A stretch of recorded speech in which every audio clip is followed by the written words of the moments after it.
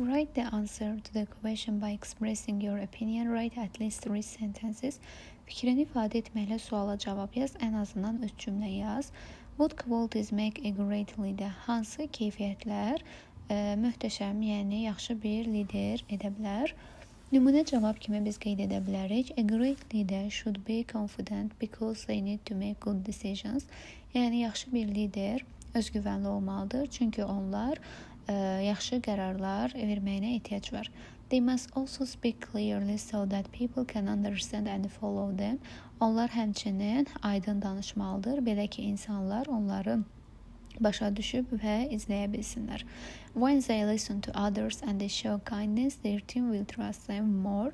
Əgər onlar, yəni başqalarına qulaq asanda və mehribanlıq göstərəndə, onların komandası da daha çox onlara inanıb güvənəcəklər. Biz nümunə cavab kimi verilən sualımıza bu şəkildə 3 cümlə ilə cavab verə bilərik.